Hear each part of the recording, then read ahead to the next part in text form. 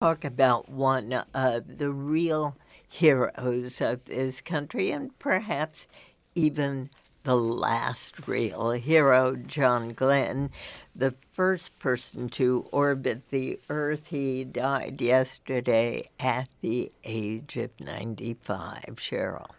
You know, I think you hit it on the head. One of the last real heroes. John Glenn was a Midwesterner. He was a test pilot. He was an astronaut. He was a senator. He served this country. He served in a time when we could look up to our public officials.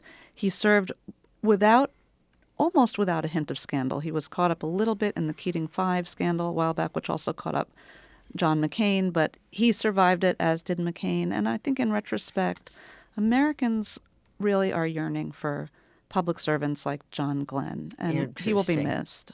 Yeah, I think in many ways, if he was one of the last heroes, it was as much because of us and what the country has become as because of him.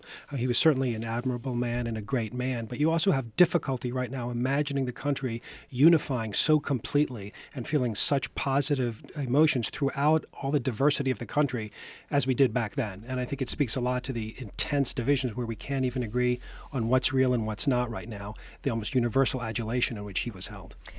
Interesting that he did not return to space for a very long time because President Kennedy thought of him as too valuable a hero to risk once again. Yeah, I mean, he was a national treasure, and they didn't want to put him at risk. It does tell you a lot about the worth that he held for the country. Of course, he did ultimately return to space at age 77, becoming the oldest person to do that. By that time, many years had elapsed. But yeah, he was considered a national treasure.